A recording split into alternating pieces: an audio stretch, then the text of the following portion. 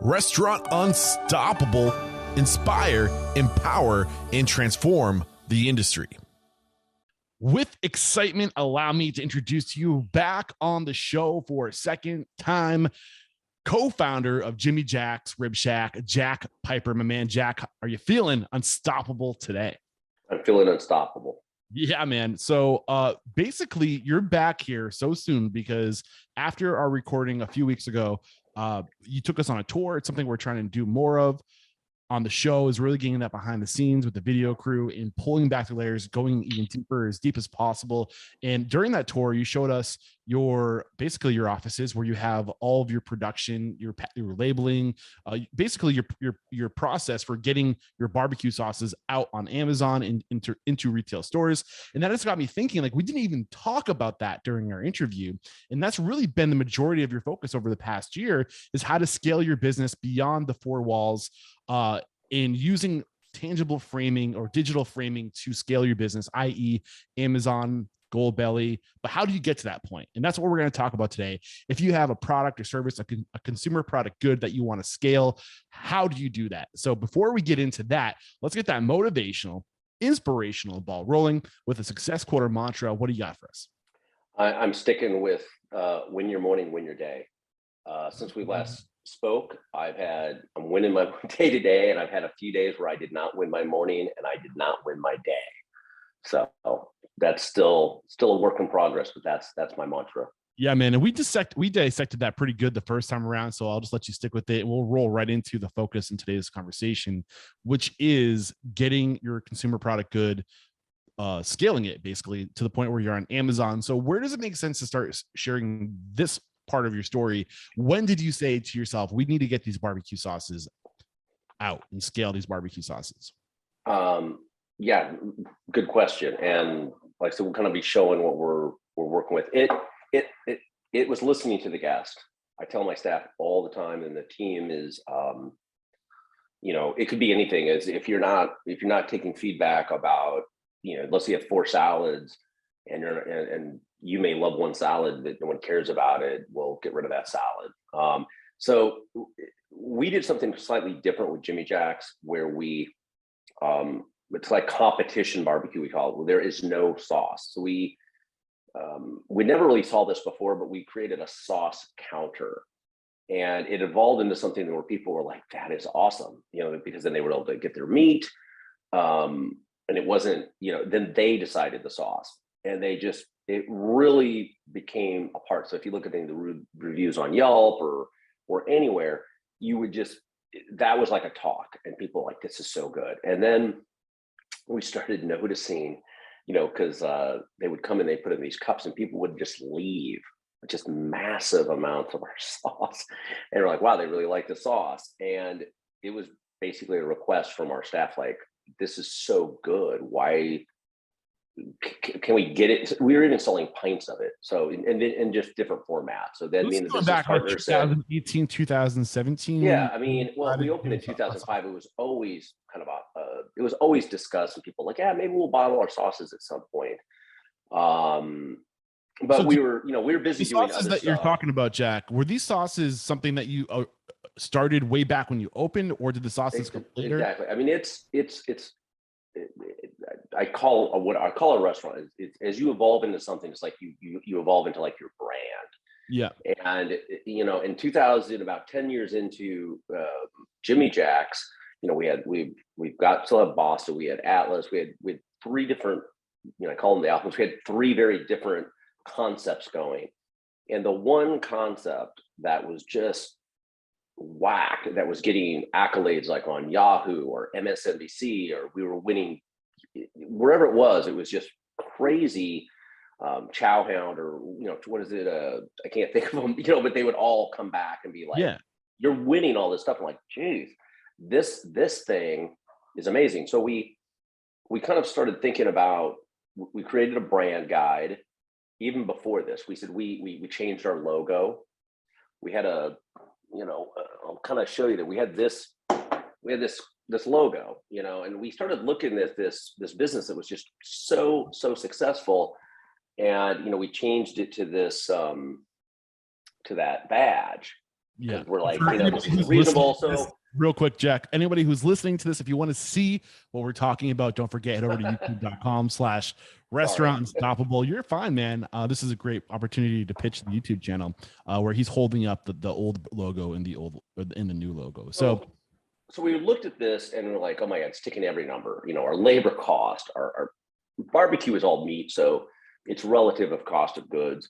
But overhead, fixed cost, we're like, this thing is just easy to run, it's successful, and it's unbelievably not just embraced locally, but everybody. It's really going somewhere. So we started doing like monthly sauces, and again, the sauce are really, and that's what makes us, I think, different, is our why our restaurant does so well, is it wasn't just the smoked meat.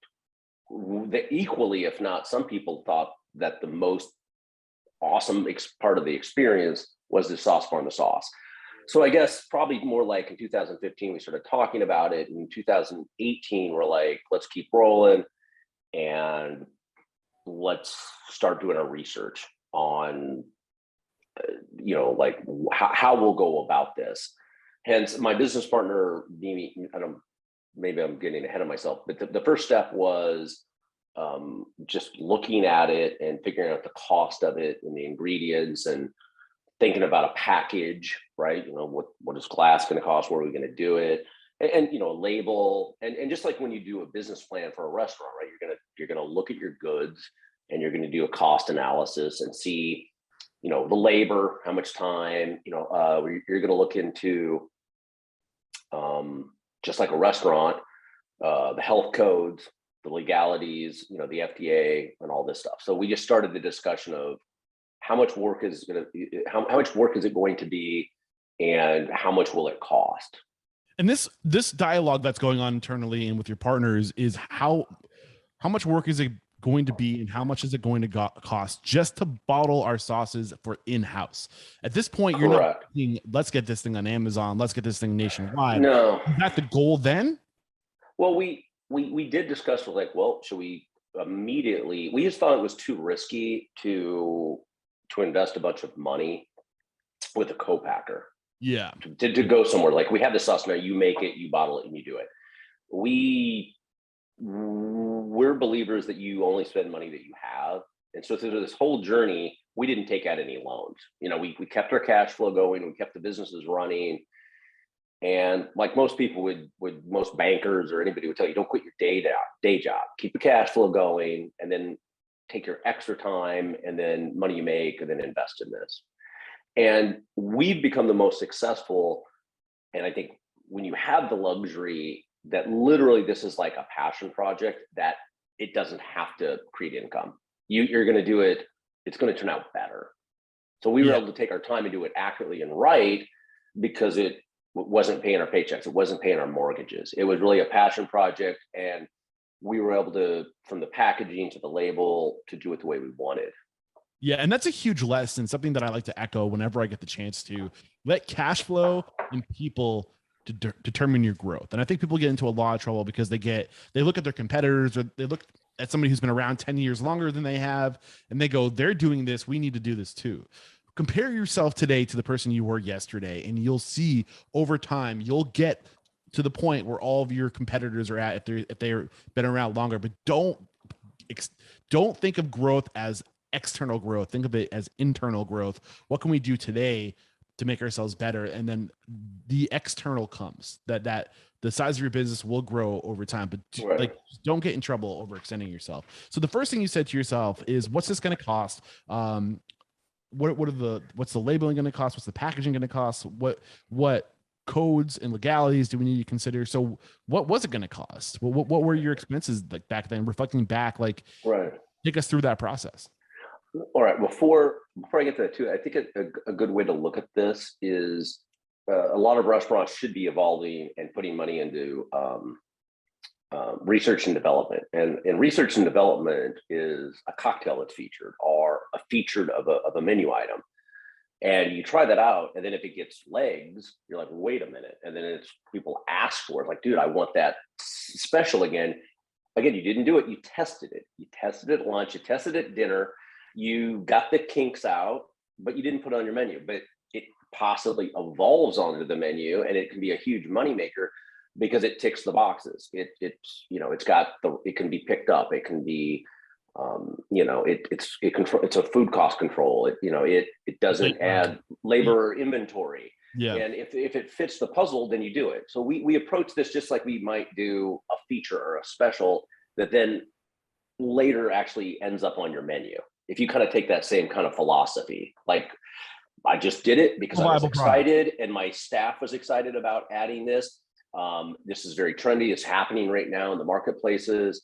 Let's see our version of this product and let's see how it goes. Yeah. So it was more like, okay, let's just do this. And I'll be honest, to kind of get ahead of myself, to go back, we had no desire really that this was going to be a national brand. I can get to that later, but it was more like, we had a friend, we had another restaurant in town that was doing some stuff, and they kept pushing us. And I'll do a shout out to Ofer, Oasis Falafel. They make an amazing hummus, and they were known. I mean, if you look up Oasis in Iowa City, rave reviews, and their hummus is amazing. And they're like, hey, we've been doing this, and you should try it. So they were kind of helping us out and pushing us too, in the fact that we had seen somebody locally take a product, not a sauce, not a shelf-stable product. Theirs is a refrigerated hummus, and they were like, it was really doing well for them. So back to this idea, going to the very beginning, the first step is costing things out. You already know you're not gonna. Do you have to change your ingredients if it's packaged? We'll start initially in the small batch. We would make it in the same, believe it or not, in a tilt skillet. In a tilt skillet is where it was made, and if everybody knows what a tilt. So with this was because to make something shelf stable, it's like canning, right? You have to get it to a certain temperature. It's an acidic item, and then when it reaches that temp, you have to bottle it with the self-sealing top. Plop does it. So we did not, to answer your question, have to change the recipe because we were doing the same volume. We had not scaled and created a higher volume. So because we go through so much sauce and it was already being made in a tilt skillet, we're like, wow, we can do this. And so the process was I think it would be around 8 to 10 cases. So that's like 90 to 120 bottles we would do at a time. Okay. And that had been going, that process. And this is what people have to wrap their head around is, okay, I'm only going to be producing, let's say the timeline of those maybe 2 to 3 hours, because our sauces are kind of complicated. It's like for restaurant people, making a good stock or like a bolognese, you start with one point, you have to add to a later and later. So at the very beginning, though, we did not change recipes. It was made in the same exact way that it was made first as we sold it in the restaurant. You're just putting it into a different container now. We looked it up. We made sure the temps were right. And that's the main thing. You do follow the thing. It's a temperature thing, is that you have to get your product, you have to get the sauce at a high enough temperature, just like when you're canning, that you seal it, and then hence it becomes shelf stable, pardon me. So this is going back 4 years ago. This is the first step you took, which is just in-house sales. How long did it take you to go from selling this thing in-house to who was your first account? Well, to step of that was, I think, the next part of the process that has to happen. I think before you get to any account, and we even sold this because we wanted it done right, we actually then decided on the bottles. We then hired the designer that had already helped us rebrand, and we said, get it going. This takes, Eric, longer than you think. So you can't really skip ahead and say, hey, and then you just take it out there. No, this whole, and if they watch, but it's, you've got to do your due diligence and get a barcode.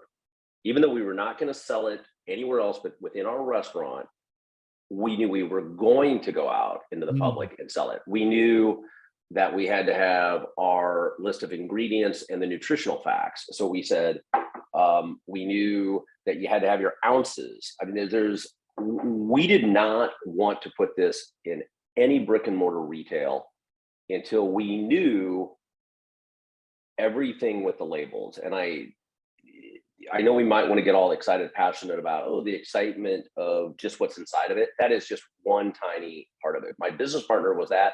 I'm the guy with my business partner, though, with these ingredients. And then you need to also then send it off. There's a couple places in the US where you send the sauce and they go through it and they verify everything. And all this takes time, like 2 to 3 months. It just completely depends. So it was probably maybe 6 months to a year to get packaging and labels and everything we wanted, and to figure out, learn about this process of packaging, of labels. What were the things when you started this process that you were surprised at once you got into it? Like, how can you alleviate on a positive, you can go online. You don't have to hire anybody. You can go online and you can take your recipes, and there's calculators that will calculate your calories and all that. So again, this is a great thing about the US and the world and the computers. You can get there. It's very easy to go get yourself a barcode. Also, we did it. We, trademark / copyright, right? You've got to have a trademark. But if you do not have your barcode, it sounds so silly, but this is your number. No one else has it. This, in any retailer, if you don't, they don't use what do they call it? PLUs. They want to scan it. I mean, we wanted all of this tested, because the last thing we wanted to do, or last thing only I wanted to do, was walk into a marketplace and say, this or this is wrong. So we, and what I guess like I said, is the wonderful thing is there's access to figure all this out. But you need to look at whatever this is, to be it a tomato sauce, be it a salsa, be it we do the rub, be it a powdered good, maybe it's not shelf stable. You also, I think, need to really, we talked before, my original career path was art and design. You have to think about the packaging and how you're going to get off that shelf.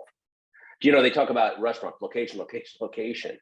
Well, even in the brick and mortar, there's going to be location. Are you on the bottom shelf? Where are you located on that damn retail? Yeah. And but again, how does your product and the image and the look of your image, what does it convey? Does it convey quality? You're going to put it in a mason jar.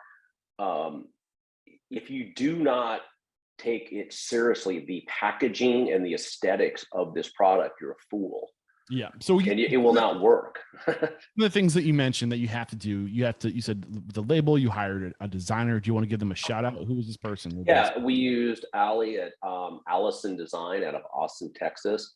Allison Design, she's awesome. But also she had already worked. She had already had a history and understood. So she understands nutritional facts.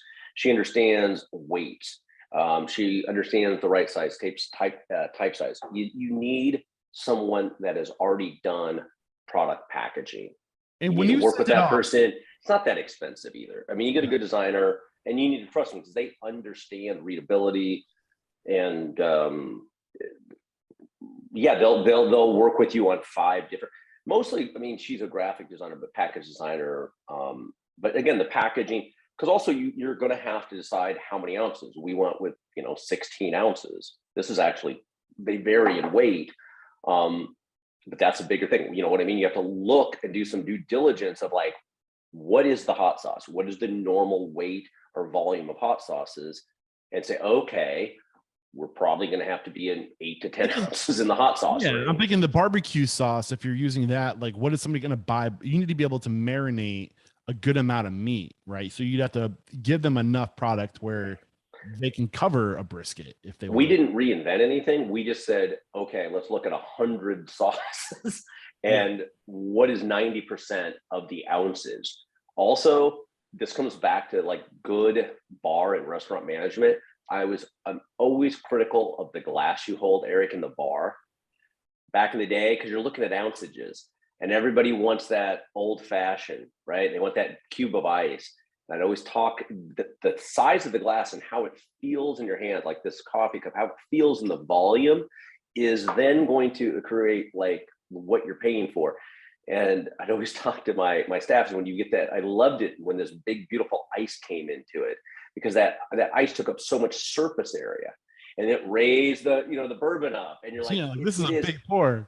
Well, or it's I always say, give me a family pour, that's generous. Or, the wine glass you choose. I mean, you should be doing this in your restaurant. If you're not looking at the aesthetic and weight and the size of your plate, going back to a burger and the size of the bun, would you ever, if your burger doesn't just jet out over that bun, it doesn't look like very much meat. So the same thing was going into it: the size, the weight, the feel. We decided on glass over plastic. Believe it or not, you looking at all the shipping to get ahead of ourselves.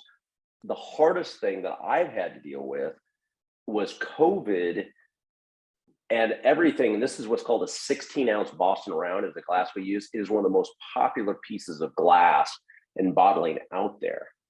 What was the benefit of glass over plastic? Just quality? It conveyed quality, and it's actually cheaper than plastic. Believe it or not. Yeah, you would think, oh, plastic's going to be. And from our standpoint, I don't like plastic. I would think the world could use less plastic.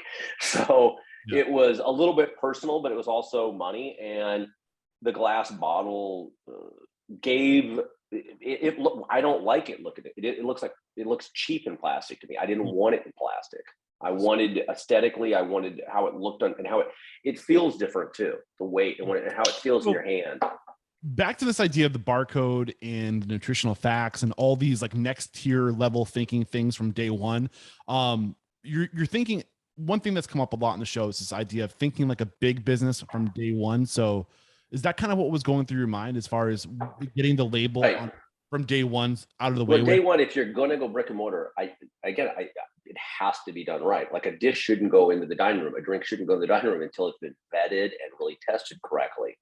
And the idea is you don't just throw a new menu item on your menu. What do? You run it as a feature. You run as a feature, do some test runs. So I'm like, we have to do this in-house and do our test run and make sure everything is correct. And if you want, I can go ahead to what we did is I chose one retailer. I'm going to only sell it to one retailer. One retailer. I'm going to give it to one retailer.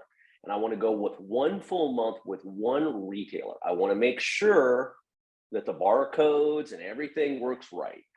So I'm curious about these barcodes. How do you get a barcode? Just go online, Google it right now. Google it. You can just go on the barcodes and they'll walk you through on how to get a barcode. Okay. There's access out there. I mean, just how do I get a barcode? And then you follow the prompts and you apply and you spend money and then you pay for it annually because you have to own that. How much is your property? What was the I don't recall. Ballpark. I'm sorry. Ballpark. Like $100. I don't even. My business partner handled that. Approximately $100. Maybe a couple $100 for each barcode, and I don't even know what it is annually. But it's nothing. But you have to do it. But it's still adding up. Then how much is that annually? I don't recall. I feel like unprepared. I'm sorry. No, I don't even. Fine. To me, in the whole scheme of things, that's just, it goes in that whole like licensing category. You know what I mean? Like after my liquor license, I have so many licenses and stuff. I'm like, it is not enough to stop you from doing it. The cost is minimal. In the whole scheme of things, it's minimal. And the thing is it's, once again, it's out there. Everybody has a capability of getting a barcode and retaining it. Everybody can easily have their nutritional facts done. And these are programs. I think I saw with James, my business partner, I go, what's this $220? What is this annual fee? And he goes, oh, that's my calculator. That's the company we pay. So when I can type stuff in, that it scales or, figures out these calories and stuff. So that was like $220. But I was like, I'm on the accounting end, sitting in the office going, what is this? And it's like, well, we can probably kill it because we don't need it anymore. Are you looking it up? Yeah, I'm looking down. I did a quick Google search and it's is it called a G Again, my business partner did this. I Okay. don't recall. I'm sorry. No, I you're just fine. was like, he was like, dude, it was no problem. It So turned around fairly quick. I guess what I'm saying though is you want to take some time and say, really your label is it's a certain thing about readability. Things are the barcode, just get that moving. But the other thing is you need to get it out and you need to get it tested. This is if you're going to go brick and mortar, and if you're going to go shelf stable. Something like a rub or a seasoning, you wouldn't have to do this, but you do need to send these things off to federal agencies to have them do acidic and tests on this stuff. do you know And they also then cross-reference the test to make sure that you're legit and what you're telling us is in there. They do a chemical test that what you're saying, and this is great. It's great that we have people to do this. do you So know the people name of the company you send it off to? Do you remember It's that? the University of Nebraska. Okay, so there's And multiple places. you go to the University of Nebraska, you go to the University of Tennessee, and that's going to cost like around $1,500 per sauce. So that's the other thing to get tested. I think it's $1,200 to $1,500, either in Nebraska or Tennessee. Because I remember all of a sudden, I'm like, why are we sending a check off to Tennessee, the University of Tennessee? And I can get this. I feel bad, Eric, that I don't have. I know you're fine. These things. So you started internally. You said when you decided to bring it to a retailer, you just went to one retailer to test everything. How much time elapsed from when you brought it? Like 2 weeks or a month. I'm like done. And they're like, it's running through perfectly, and people are buying it. Awesome. So from the day that you launched it internally to the day that you brought it that might have been not that long. I think it was something that I didn't want to bring it out during the holidays. We had everything finished in the fall, and it was Christmas, and I'm like from taxes and it's another we also it was just a different revenue stream. I'm like, you know what, January is dead in the restaurant business. I will bring this to market January of whatever year it was, just because I'm like, I know my plate will be, because the other thing we haven't talked about is just this is now there's the whole distribution arm of this, which then I take on, because I'm like, okay, now we know how to make the sauce. Now I need to understand and learn distribution. And a lot of people I think would say, oh, well, just pay somebody. I think you're a fool.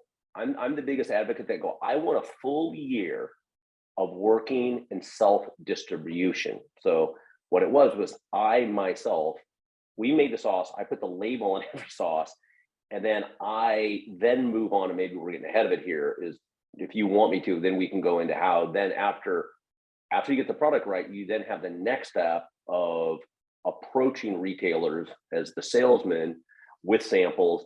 And then when they take it on, you have to move into the distribution if you want to start talking about that. But I'm curious, I do want to talk about that. But before we get into that, when did you know you were ready to go from just in-store sales to finding retailers?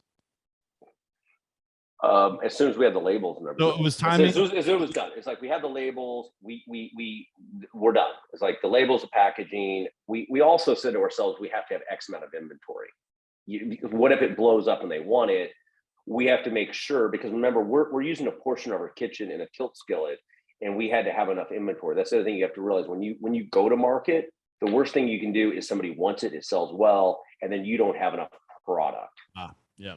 So you decide, okay, so bringing it to this idea, actually, this is a good time to take our first break to thank our sponsors. We'll be right back to talk about how you go into that distribution mode.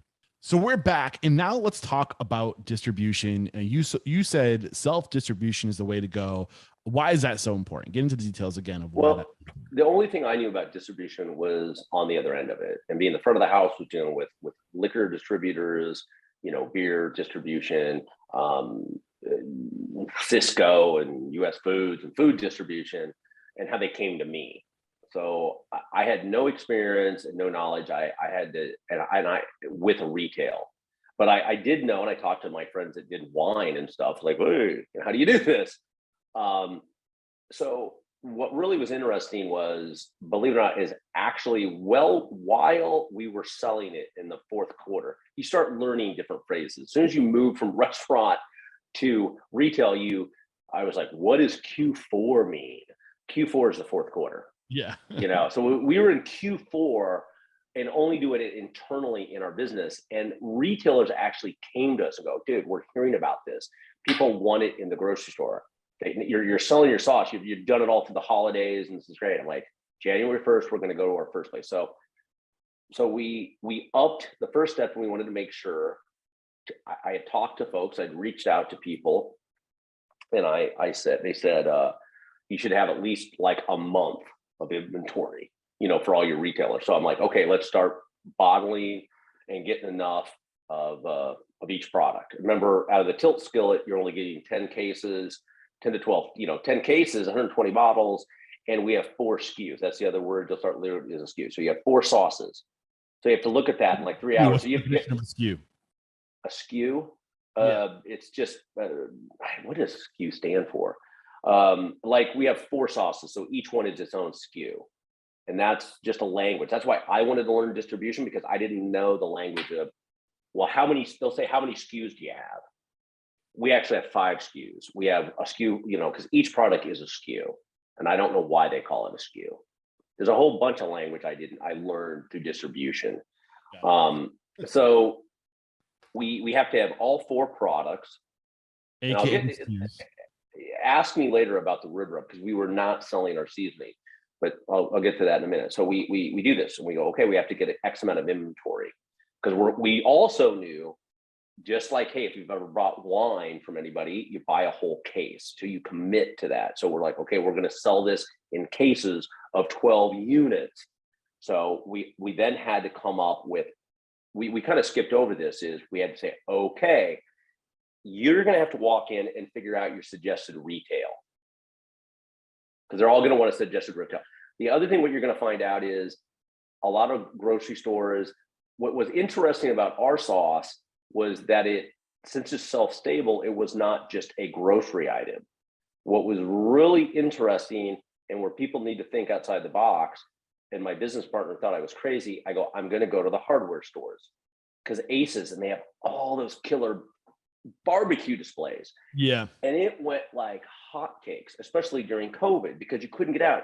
And where I know I'm kind of going off here, but where did everybody go? So you have to think creatively of like, wait a minute, people at a Lowe's or a Home Depot are like a Shields, these places the guys go. And this is also like, it is a grocery store item, and it's barbecue sauce. And I'm covering a lot of stuff, but it's also a condiment. You know what I mean? Like, I learned through all this. But just going back now, is you've got to figure out that you're going to walk in to this store, and you're going to say, this is how much a case is, and this is how much it is per unit. And originally you have no idea. You're like, well, they don't just double it. So when you go to the store, you've got to understand the price point you're going to sell it to them at. And most likely it's going to be 25 to 30% markup. Could be as low as 22. So let's say, let's just say at $10, you were selling it to them. They're going to at least sell this at $13. They're going to most likely want to make $3 off this product. So you need to kind of think in your pricing of how you're approaching it, where you're going to look at all your competitors. So you're going to look at all the other barbecue sauce. And we came in at a very competitive price, lower than I would have liked to. And since we've brought it to market, we've had 2 price increases. My business partner wanted it at a lower price point. We went in. It was just that is like kind of like we wanted to be competitive. We looked at all the barbecue sauces that were in a normal grocery store, that weren't in an elite, it's not a whole thinking about some of these other platforms, these other barbecue sauces, like they probably have scaled. Their expenses are probably greater. They're probably outsourcing a lot of this, whereas you were still doing a lot of this in-house. So your cost to get it to market at this point probably still didn't cost that much for you. Because we were doing it in-house, we weren't really equating in our fixed costs, because we already had a building, so we weren't paying rent, but you need to equate that in. We really didn't have the maturity to understand like the cost of distribution. So each part of it, you've got your cost and your labor to produce it. But then after that, you might as well be looking around 25%. So the way this works is you should be taking your product. You could work it backwards. You could go backwards from whatever price, but whatever your suggested retail is, you kind of need to work forward and backwards of like, okay, after I make it, the distributor is going to add 25% on. They're going to take 25%. You just have to, that is the difference between self-distribution and when you get big enough to hire a distribution, it's going to be right around 25%. There's no way around it. So what's your markup from what it's going to cost you, Jack? When you say, okay, after all my expenses, when I get this thing in bottle and I get it to the store, that's going to cost me this much. How much should I profit? It's probably at scale.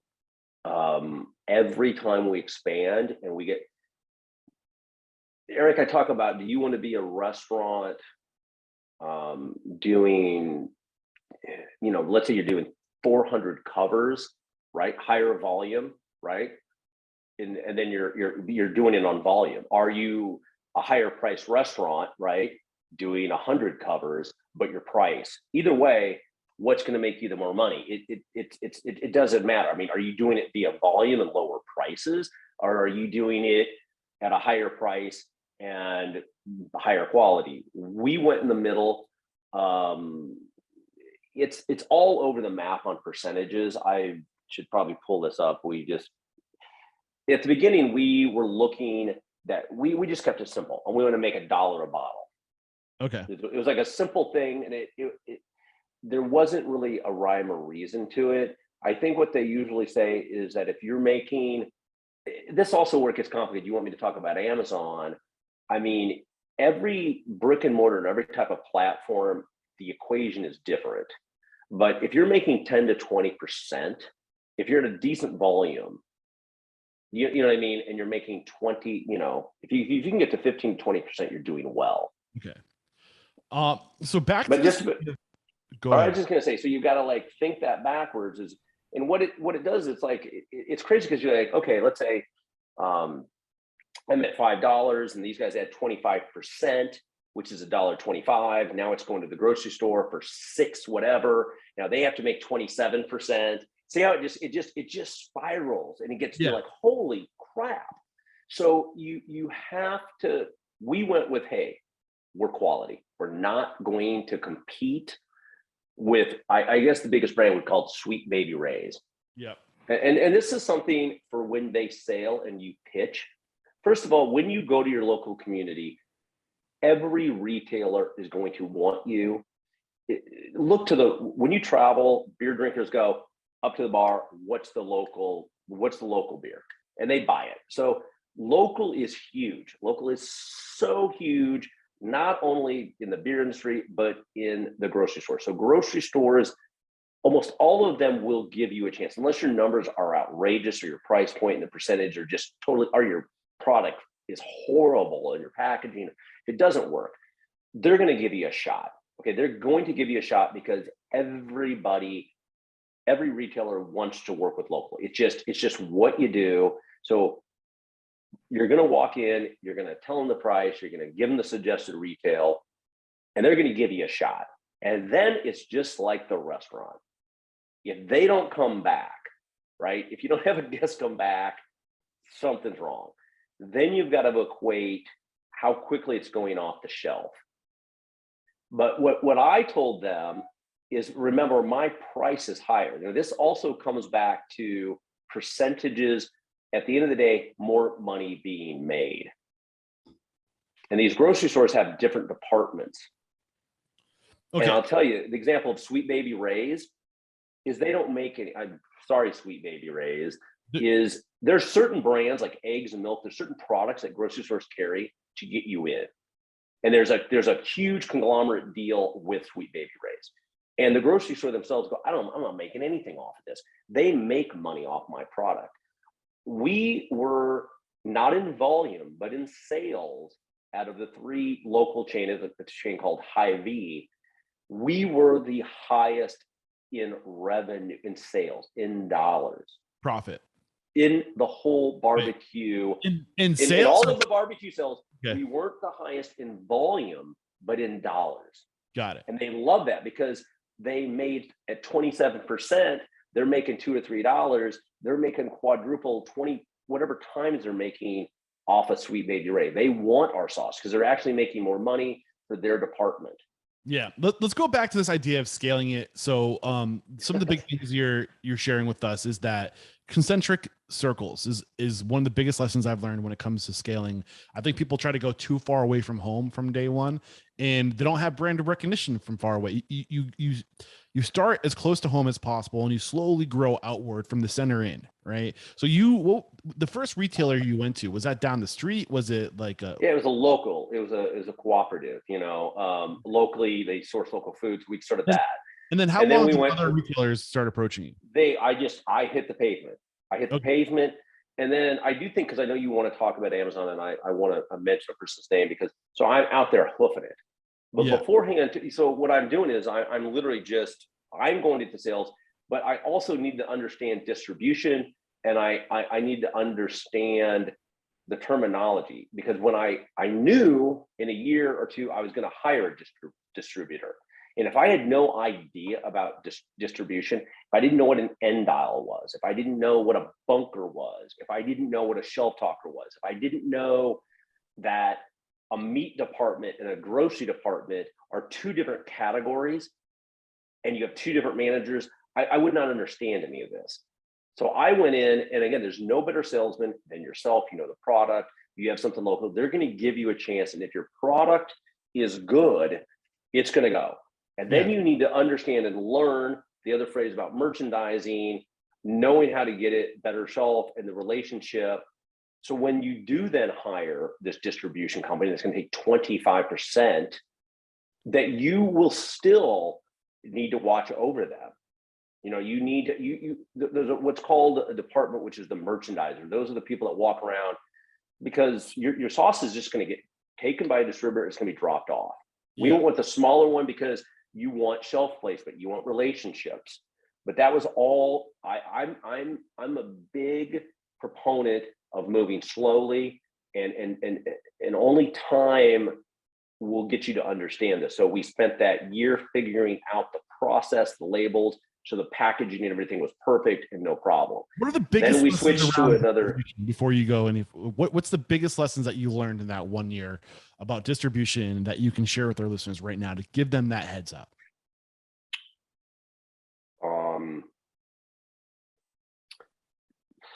I think it was just, I don't know if there's one thing about distribution was, it's time consuming, but this was also starting out right during COVID too, is if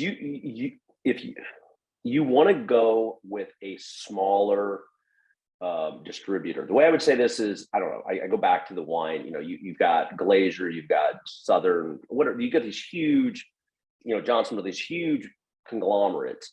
And let's say you put your wine in with a distribution company with thousands of wine. How is your brand going to be recognized or noticed? So I think in distribution, do it yourself first, and then move to a distributor that has the same values. You don't want a distributor you're going to be one of 1,000 products, because they're not going to make the connections. You want to go with a smaller one that has a similar profile. So our company that is distributing does a lot of local, high-end, and quality.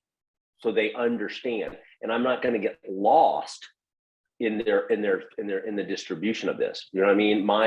And they like my product too, because the price point in the brand is they're making money. I mean, as I've said before, in any kind of relationship, it is in selling a business or having an agreement. Trust me, right now, the people producing the sauce and the distributors actually make as much, if not more, than I make on the sauce. But let's think about that, Eric. Who's making it? Am I making it? Not anymore. Well, that's kind of I distributed it? Not anymore. So but when you go from self-distribution to outsourcing, that seems like the next step. First step, do it in-house. Second step, get into a local. Well, actually, before distribution, you have to make the next thing, which we didn't really go over. It was when you get a co-packer, you're going to have someone else produce it. And I'll just go through that real quickly. So that is tough. So when you scale, meaning you're going to take your recipe and now it goes to a much volume, like 4 or let's say 6 times the volume of what this was done. Now the recipe hasn't changed. This is why, and let me go I can do this really succinctly how this gets done. So what do you have? You have a liquid. You have to get it to a certain temp.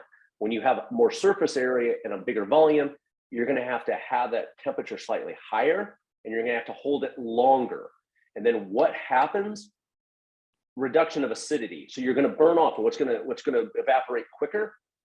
The acidity. So you're then going to have an imbalanced sauce where you're like, oh man. So this is where you had to work with a good producer that will take time and listen to you, because our sauces were becoming too sweet and the lack of acidity, so they weren't balanced and they weren't correct. Also, we use honey in the Carolina mustard. Honey reacting at that temperature for that amount of time was very problematic. So we had to adjust. So you do, as you then move on to your co-packer, look at least 6 months, maybe, depending on how many sauces or how many products you have. And they will tell you this, that the co-packer will work with you and there comes the attorneys and the agreements too, that you have the final say, and you're going to need a legal team, and you're going to have a good relationship. And again, I would say go small rather than large, and just make sure to control your product when they go to scale and they make it at a higher volume.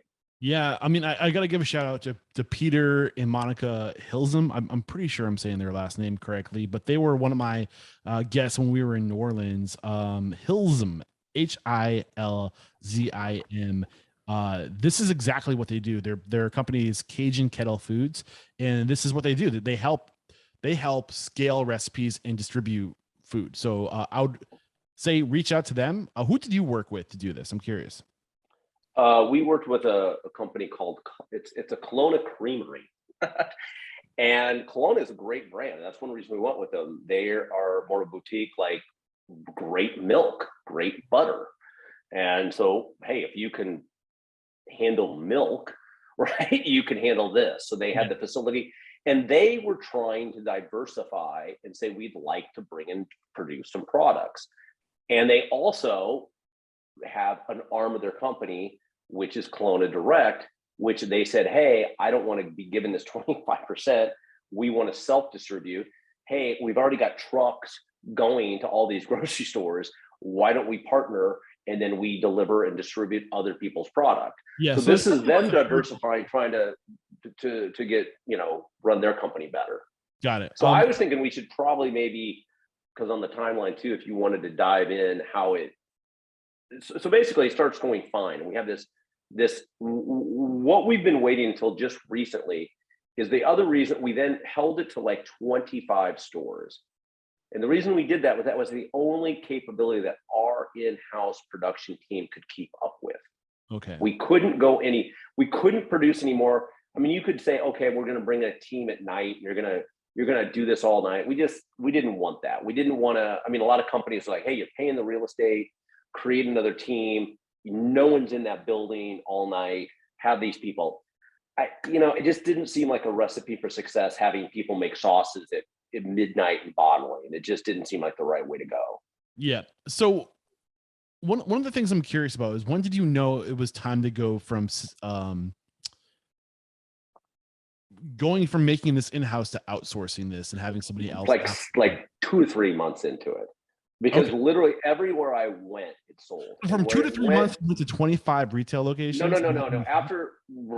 Within 3 months I did. I hit the pavement, and I went out there and I hit everybody. And I went to the grocery stores. I went to the Ace Hardwares, and I guess it wasn't that much. Maybe it was 20 stores. But it's not that hard to get to 20 stores. I mean, come on, you got salespeople. One element that's not coming out of this, Jack, is that you grew your brand from 2005 to 2018 before you went and you pushed your sauces. They already knew the sauce. They already knew it. They already loved it. Every grocery store I walked into says, dude, we love your sauce. Yes, when can we get it? I mean, no one said no. No one even needed to try it, because we'd already been open for 12 years, and we had a huge reputation of everybody knew how delicious the sauce was. They would call me up. I would get like, hey, I hear this, we want it too. Literally, I didn't even have to, they were coming to me because they wanted it. So basically, it sounds like within the first year, you went from launching this to being in 25 stores to outsourcing the. Well, it took long. It took about a year to move. It was problematic. COVID really slowed things down, not only in our industry, but the bottling, the packaging. You know, things had to move at a different pace. So we said that we were going to just hold to these 25 retailers. And what we're not getting to also that was growing is I think we need to dive into is that we decided, and about the Amazon, about the online. So again, we weren't just in stores. We had to produce in-house for a national scale. And maybe we should just go in and how that all evolved and happened.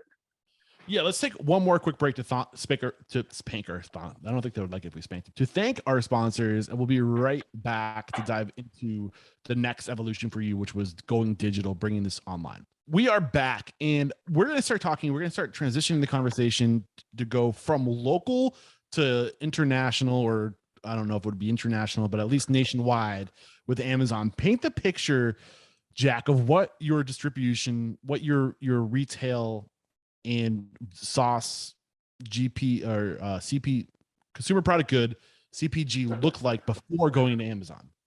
Okay, so we had the good. It was, we knew that we had to partner with a co-packer, right? We were just we're like, well, we can't keep up internally for just a small market, and we were dabbling with the idea of, wow, do we create our own distribution? And my idea was just, we're just going to be a regional brand. We're just going to be a regional, throughout the state, and we'll get a couple of these accounts, and it'll be a nice cash flow. But even then, we're like, we're going to need a co-packer, and we're going to have to partner and hire a distributor. So what I did was, and I've in the other podcast, I love going outside the restaurant industry. So I went to a friend of mine, casual acquaintance. His name was Steve Schreiber, and this guy is amazing. I met him years ago because he was making, he has a company called Ecolips. Ecolips is an amazing company. Steve Schreiber is an amazing guy. And we were just hanging out at a party, and I was sitting and we were just talking stuff. And I remember going up and watching how this team of 4 or 5 people were making lip balm. And I was like, dude, I got to talk to Steve. He's a great guy and he's going to have some ideas. So we set up a time, and he's like, yeah, I talked. And he was so instrumental that he said, one thing is, he's like, I told him about the retail, the pricing. He's like, dude, you got to go higher. You got to go higher. You're just missing when you scale, things are going to get eaten up. You got to double it. You got to keep doing this. And I was like, okay. He goes, I know you don't like to hear it. I know you don't like to hear it. I know you don't want to sell this product, but you won't make any money and life will suck unless you get to this point. So I said, okay, let's just do it. I was listening to him and I was like, okay. And then he goes, why don't you want to go bigger than regional? I don't know if the brand is good enough. He goes, I've seen this. He goes, dude, your stuff is good. I go, and he goes, have you thought of e-commerce like Amazon? I go, what? I go, well, no idea. No, I never thought. What's the year when this conversation happens? It's probably 3 years ago. Okay. Two or 3 years ago. COVID started. No, it was pre-COVID. It was pre-COVID. Got it. And again, I'm like, what? And he goes, I got this company. Because again, if you look up Ecolips, you look up Steve Schreiber, I almost thought he'd be a great person, but he does have a coffee shop. He's just a serial entrepreneur, super, and just a great human. So anyway, he goes, I think he got something here. And he goes, I had Ecolips. I went with this e-commerce company. They're really great guys. Blew me away. He's telling me how much they grew his business. It just was crazy how they took his lip balm and what they did with it. He goes, it's all about an introduction. He goes, get me some sauce. I just want to get it in these guys' hands and see what they think. And who are these guys again? It's a company called 50 Pound Bosun. Okay. 50 Pound Bosun. and they are e-commerce experts. Okay. And if you want to go with a product, so what happened was, we'll just move quickly here. So the idea was, I would say to my business partner, I go, well, I'm just going to take this. So I take them the sauce, and this company, I mean, Bosun, they want quality products. They don't want to be representing or moving a product. So they dropped it off and they go, let's have a meeting. And they looked at my product and they said, this is great packaging, an amazing story. You have something that I remembered. I said, they said can't be white labeled. And I'm like, what does white labeled mean? And they go, well, some huge corporation can't take your sauce, remake it, put it in a bottle and sell their own, because people are not only buying, you have the combination of a great quality product, but a story and a background that cannot be stolen. You have a reputation, you have legitimacy that so many products try to work toward. You know what I mean? That they have to come up with recipes and all this stuff to give a legitimacy. You have all the legitimacy. So you have the product and the story.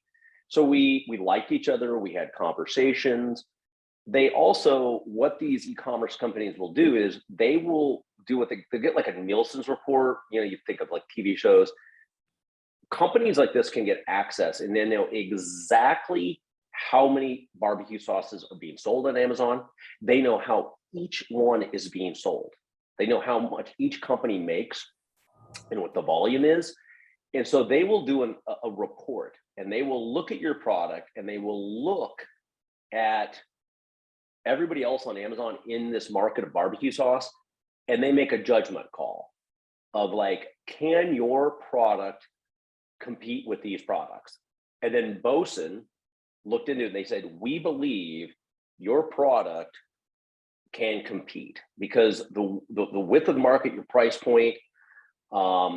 They then do like everything else. They go, let's do some testing and we want to talk about this. We made the agreement and he said, let's do this. So obviously they're hired out to handle this. And the reason you need an e-commerce team is if you think Google or SEOs or just getting your restaurant is complicated and competitive for searches, Amazon is on a completely other different level. And I want to make this important that what I learned from this team is in the, because we're like, oh, people go, why don't you just sell it on your website, and why don't you do that? It's like, well, if the last time you were looking for a good in America, in the US, when somebody's looking for a product, it's probably 50-50. It's probably more like 70-30 that I need toilet paper, I need detergent, I need something. You go right past Google. You go right to Amazon and you type in barbecue sauce. You don't even go to Google. So what I learned from this e-commerce company was if you want analytics and you want to look and learn, Amazon's analytics and understanding consumer buying patterns and having data on you is beyond anybody's wildest dreams of what we did. So the team at Bosun we discussed was that if we want to take this nationally, we want to see how it will work. This is the very best platform to see. As I said, we were in our community, the darling. Everybody knew the brand. So we're just like, you know what? We're going to throw out the net to the most competitive, right? Especially during COVID, the most competitive platform. You're up against I think we're up against 6,000 other barbecue sauces. So if you really, as I've said before, Eric, right, go big or go home. Let's go with the big boys and see what's going to happen here. And if you're going to do that, you are going to spend ad dollars, and you are going to work. You're going to need an e-commerce team that understands it, because I know I'm covering a lot of stuff here. Not only is your product has to, the other huge portion of this is not only your product and the quality of your product and your story, is the shipping. Amazon is an amazing distribution center. And what you would never think about is the other huge portion of this equation and why you need a pro team is the packaging. Now you've already had the packaging of the sauce. You need now to understand the packaging and getting your product throughout the US. Yeah. And that in itself is logistically what restaurateur understands. Not only we just understood distribution, I've just learned it brick and mortar. At the same time now I'm moving to learn distribution on a national level. Yeah, direct to the consumer too, which right. So is it 50-pound Bosun, BOSEM? BOSON. Bosun is a nautical term. It's a nautical term, I believe. I don't know. So at this point now, did you find them? Yeah. So you go from doing this in-house to saying, okay, we need to find somebody to do this packaging for us. Okay, we need to find somebody to do this distribution for us. Okay, we're going national. We need to find somebody who specializes in e-commerce so we can get onto Amazon. And what about distribution for Amazon? Is it a matter of just like, do you like every night get like an order and then you let you know? Bosun actually talked to me, and they really like the brand. You get good e-commerce companies, they will choose you. They won't take, I mean, you could pay them insane amounts of money, but the good e-commerce companies are like, if they don't feel your product is in the SKU or can't be, they're not going to bother with you. Yeah. They're busy enough. So they actually said, we really think, and we created a partnership. We have a great partnership. I mean, shout out Parker Harrington. This kid is, I've learned so much. And they're just an amazing group of people. And they're crushing it for us. You know what I mean? So they're the ones that almost like coax along, like, this is it.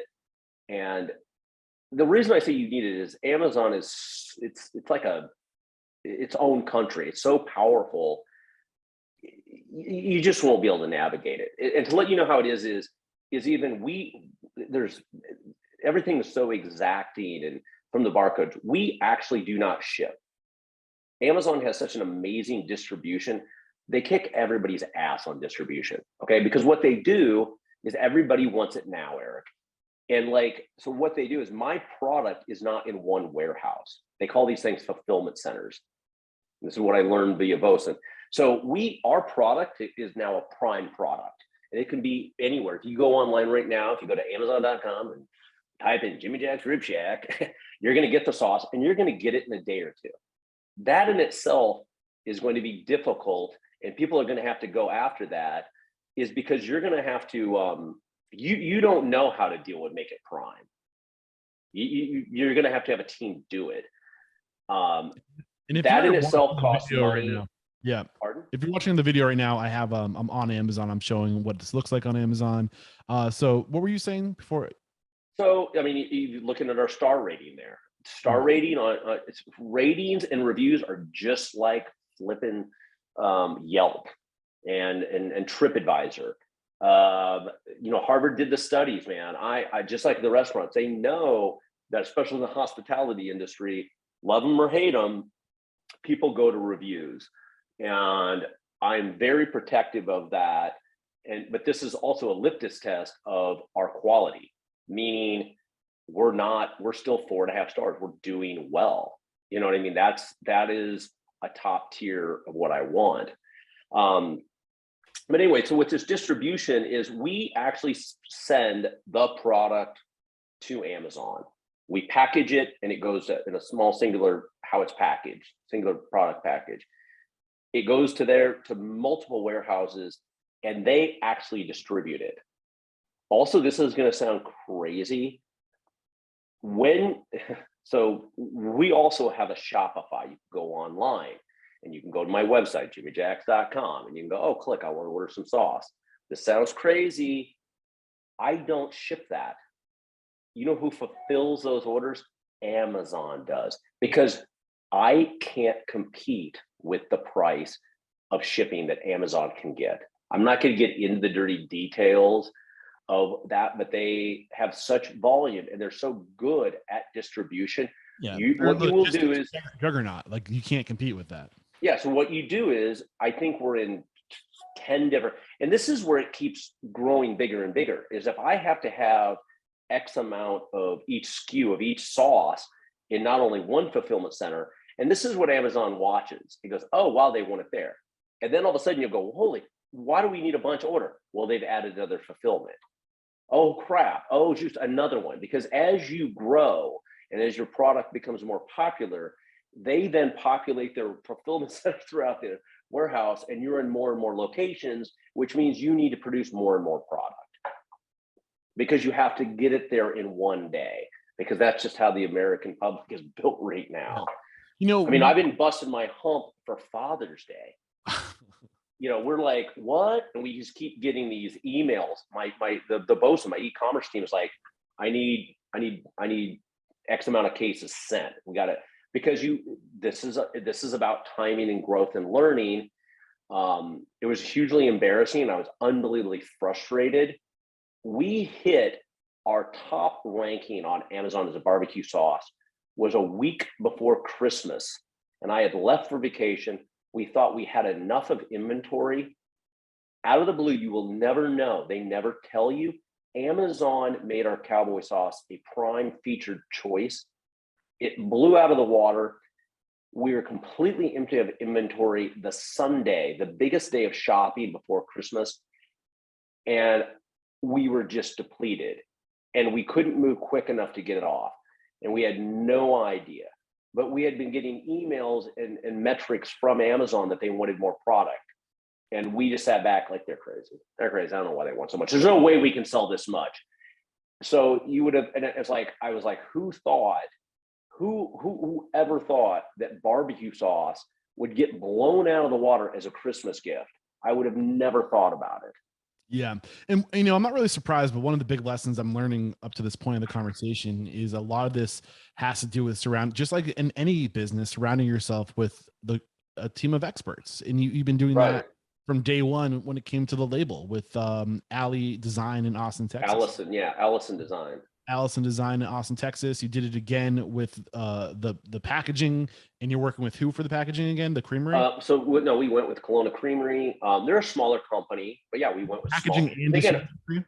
Yeah, there's two different companies, but they have a packaging, a co-packing arm, right? And then they also have the arm, which is the distribution arm, which is Kelowna Direct. And they're a great distribution company because they're small and they carry quality brands. You know, you're not getting lost with a big distributor. I think the lesson with the distributor, we all can't go through this one person, but think who's local, who shares my core values was the best. Exactly. With anybody you're working with, Bosun shares my core values. Yep. You know, Allison Design, core values. All the people we work with, Kelowna, again, it's Amish country. It's Kelowna Creamery. They started with cheese curds and milk and butter, and I like their butter. I mean, it's the butter's in Chicago. I mean, the butter's everywhere. I think it's in the Whole Foods. I mean, it's a quality product. So don't shortcut and don't go with a price tag or a salesperson. Vet the company that you're going to partnership with, and then work with them. I think the other big lesson that we learned from your friend Steve Straver from Ecolips is this is going to be expensive. You know, every time you bring in a new element, a new, you know, part of the equation, you're going to have to pay that person. So early on, you're comparing your prices to other barbecue sauces, and you're like, well, we can do this way less. But over time, as you start bringing in more variables, more people, e-commerce, distribution, like, it's going to cost you more money. So they all keep taking a chunk. They all keep taking a percent. How much, when you first started, what was the cost? I don't recall. I just remember Steve saying, just double it. I'm like, double it? He goes, you got to double it, man. Because it's going to get eaten up. This is the lesson we learned in the restaurant industry too, is we don't charge enough. Whatever you think it's going to cost to open your restaurant, double it. There's always hidden costs. And I think that's another big lesson is don't be afraid to charge what it's worth. Like, we have a real issue within food and beverage of undervaluing our value, what we bring to the world. Like, we offer something special, charge what you need to charge to get the job done. I was talking to my boys, we had a meeting, and this is where we're at now on the growth. They always say at Bosun, it's like a big fan wheel, it keeps growing. And so what this team also has to do, this isn't just, our product is out there. It doesn't just, you just don't just appear on Amazon on front pages, or Just like you don't appear on Google. I mean, you can, but at the beginning, you do need to spend some money, or like in a restaurant, you get the location, you know. There's something to be said for that. But he's like, the discussion yesterday was, we now that we have full production, we want to even increase our ad budget, meaning we want to, I think we're at 20%, which is actually pretty good. If you look up at anybody right now, our ad spend is 20%, which most people say, oh my God, that's ridiculous. But we're building the brand right now. And you know, who's the guy on Shark Tank? I think when he's like, he was talking to somebody and they're like, oh yeah, e-commerce, add 20% to marketing. It's different than maybe 6 or whatever you want to say for retail or even brick and mortar. Because there is no brick and mortar and all this other cost in distribution, this is why it's a different equation, and you're going to put more money into ads. And I can't recall. There's what they do is at the very beginning of this, you're still buying. You're buying. You're spending money. You know, you're spending money to get people to My buy next your question: sauce. Are you profitable? Are you making money from this now? We're right now on Amazon. We make money brick and mortar on Amazon. We're still in development. We just kind of break even because we just reinvest. Every time we do start making money, we try to expand it. You know, again, it's just reinvest, and we're not where we want to be right now. We're not where we want to be, and now we're discussing. We weren't at Amazon. You have to hit a certain threshold of volume. And because of our production wasn't capable of keeping up with the volume that could happen on Amazon, my e-commerce team kept it at a certain level. Okay, they control the brand, they can control the growth. And if you mess up on Amazon and you don't have inventory, they will flick you. You're done. So you do have to.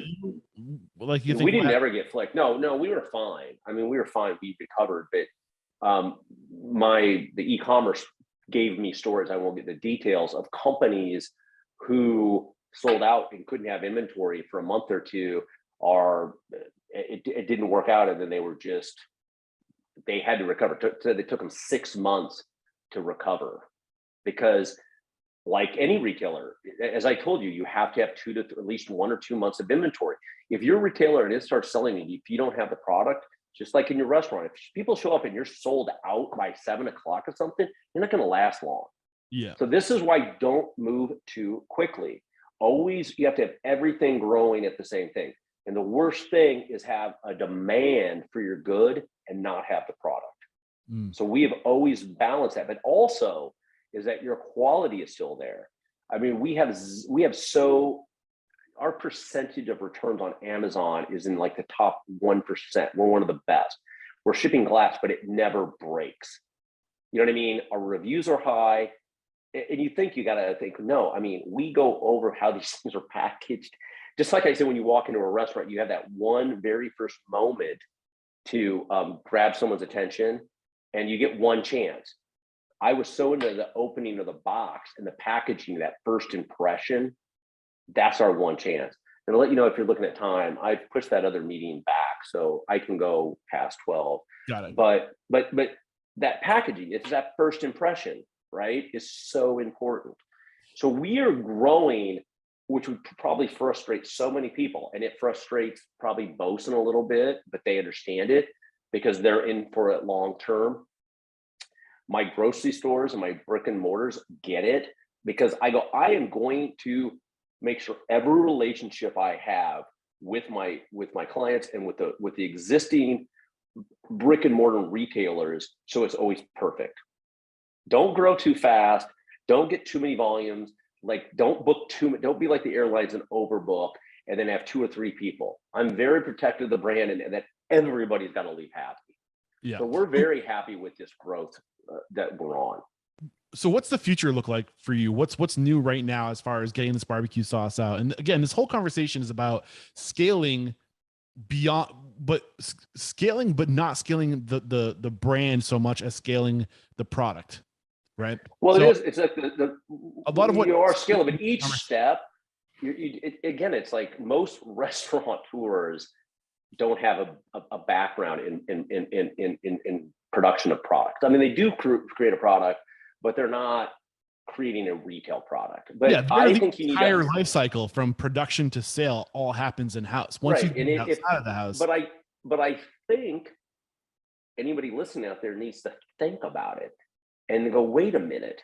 I mean, I'm so happy we did this, and I think if you would have maybe a product could go at the scale and to go onto Amazon and national, but if you're a successful Mexican restaurant and you're doing tacos or you have salsas or sauces, again, a highly competitive a marketplace in that, try it out, because if people like it, it could grow into that. If you have a hot sauce, if you have a marinara sauce, this really would work good with bakeries and stuff. The one thing we didn't even talk about that you said you wanted me to talk about was Gold Belly. Yeah, well, that was so that's news. There was a chance we wouldn't be able to talk about this because you guys they said that they're going to be flipping the switch tomorrow. Well, so if anybody is not familiar with Gold Belly, I know one of your favorite and one of my mentors. Well, Gold Belly, God, I'm embarrassed. I should know the owner of the company. Somebody was smart enough to understand that third-party delivery was huge and that people wanted to sit at home. And I cannot think of the gentleman's name. Was smart enough. And you heard about these meal plans that were going around. So these guys at Gold Belly were awesome. And they said, wait a minute. There are iconic restaurants throughout the U.S. Maybe it's a lobster roll out of Maine, or maybe it's, we're going to be going up a Franklin's Barbecue out of Austin, or maybe it's Chicago Uno's Pizza out of Chicago, or Nashville Hot Chicken. Yeah, Nashville Hot Chicken. So they said, his name's Joe Ariel, by the way. Joe Ariel, thank you, Joe. So anyway, this guy was brilliant. He said, wait a minute.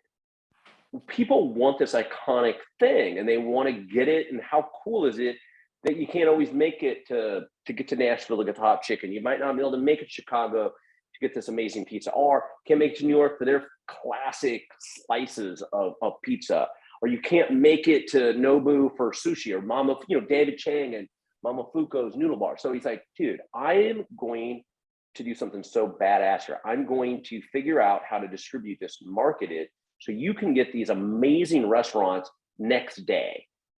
And we're gonna work with these restaurants on how they can then how the consumer, then the guest, will reheat it. And how it came to us was an email. The first email, I kind of looked at him like, I don't know. Step back for a second. Of these guys were great, because then they also looked at it as during a pandemic. How awesome is this? I mean, what they were great about, they helped so many restaurants a complete way to sell product, even though people couldn't come into the restaurant. So there's like doing this amazing service during COVID of shipping food all over the US, right? Where people that couldn't do this. He then brings in, which when this was kind of I told you one of the greatest books, Danny Meyer comes along and puts like 20 million into this. So I'm like, wow, this sounds kind of legit. So I get the first email and I'm like, oh, and I'm busy. I get a second email. So I call back. I'm like, let's take a phone call with them. And my initial question is, why me? Why are they going to buy Jimmy Jack's barbecue when they can get these iconic? They can get the iconic Arthur Bryant's out of Kansas City. They can get Fiorillo's Jack's that I got to say. They can get Franklin. There's these huge brand names that people already recognize. Why do they want Jimmy Jack's? Why does somebody in New York or wherever want Iowa barbecue? And he's like, there's a lot of people. We've researched you. You've got great, everything, you're ticking every box. And we think that you're an iconic brand of Iowa. And they said, we want to not only have iconic brands from New York and Texas, and there's great food, there's great pasta, there's great sushi, and it's not only in a specific region. And there are people from Iowa that have left and want your barbecue. And that's why we want to talk to you. I think that's a big part of their strategy too. It's about you have nostalgia, you move away from home. There's certain things that they might not be the best in everyone's eye, but they're the best in your eye because that's what you grew up with. Now you're not home anymore. So you want to get that piece of home. Say if you're from Iowa and you move to Miami, if you're from Iowa and you move to Texas, there's plenty of Texas barbecue, but it's not my barbecue. And that's what our sauce. Yeah. It's like the same with Amazon now. They're like, well, I can't get that sauce in my grocery store. So I can now get it on Amazon. They'll ship it because I lived in Iowa. I went to the University of Iowa and I miss it. Yeah. And so we looked at this and it was great. They're a great company. I mean, I've enjoyed everybody we've dealt with. They're pros. There was heavy conversations. Me and my business partner, Jimmy, were like, it has to be quality. I love this. We're talking to Goldbelly. And my business partner's like, I want this and it has to be perfect. It can't be bad food. And he goes, and we're like, the chefs, we're working with Daniel Boulel. We're working with all these people. So, I mean, if we're good enough, I'm thinking for Dan Chang and Mom, I think you can trust us. Okay. And it was just kind of a funny, like, I had to talk to my business partner. I'm like, do you know who they represent? And what I liked about Goldbelly was you had to be quality. It was a vetting process, right? So a couple of weeks ago, we had to do multiple. It was a first test run. You have to package your food and send it. They try it. And I love this kind of small, David Ariel and they sent it to their CEO. They sent it to the owner's got to try it. I like that. I like dealing with another company that's only going to sell quality products and going to have a system. We went round and round and round to make sure that this food was shipped and it would show up in the best quality. And then hours of like how it was going to be reheated and brought back to life because I said, I got to blow these people out of the water, and I think that's where it was a great partnership of the people at Goldbelly and us just discussing and on the same exact page that, Jimmy Jack's is a good brand because they care of, they're busting our chops on how this will show up and be produced and be amazing for these people. Yeah. So it was a great partnership, like everybody else will be working with. So finally, and I love it. They're moving slowly, patient. Everything has to be done just like I moved very slowly.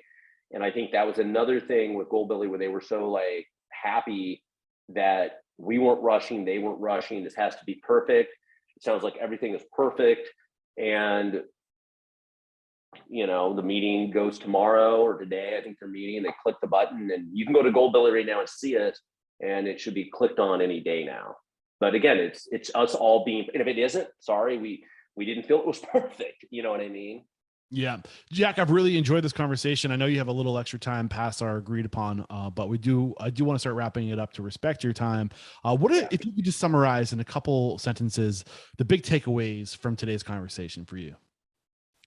For anybody wanting to do this, first, we talked about this last thing, constructive criticism. You're going to have to put this in market and you're going to have to really look at your product and be objective and be an adult about it. That is this product really good enough to go to market? And that can't be just a bunch of friends telling you how great it is and awesome. You're going to have to take a risk and have some good feedback. And then you're going to have to move slowly. And it's going to take more time than you would like. And you have to make sure during each piece of the process that relationship and that product maintains its integrity and its quality, and don't get in a hurry. Don't go for volume. That integrity, that quality. Well, move slowly. Don't try to scale or do something too quickly where all of a sudden you can't meet the demands because you can't get production, or you've tried to cut costs and add an ingredient you shouldn't have added, or you're working with people that said, well, I wanted this price point. Can't you package it this way, or couldn't we do this instead? I can't function that way. You know what I mean? And I think you're never going to make a product work on price. And if you're trying to go against the big boys of Sweet Baby Ray's and these huge conglomerations, these huge companies, you're going to lose. So if your product can't maintain and have a high, like a premium price, you shouldn't even be bothering, because it'll get eaten up. You won't make it anywhere. If you can't, and if you're a local product, people will pay 20, 30, 40% more than a national brand, because you're local. They get it that it's handcrafted, that it's small batch, and they'll pay for it. I just purchased your vanity pack, variety pack, and vanity pack. So that'll be, I know, mail in a couple days. I got to get to work. I got to get back to work and start packaging those. That's a Father's Day gift. No, you'll enjoy it. It'll be good. And so I think that's it. Is you've got to take your time. You have to have controls of quality, just like you have controls in your restaurant of service and quality. You just gonna have to echo that and follow it with whatever you're putting out there as a product, and don't get in a hurry. Yeah, Jack, this has been a lot of fun. Thank you for taking the extra time to go deeper on this vertical of your business, getting your products, your goods into retail and online digitally. You gave us some great leads. I think there's more workshops buried in here. I think we should reach out to Allison on labeling and how to create a label, what needs to be on a label, what makes a good label. I think also talking to Parker Harrington from Parker's amazing. Yeah.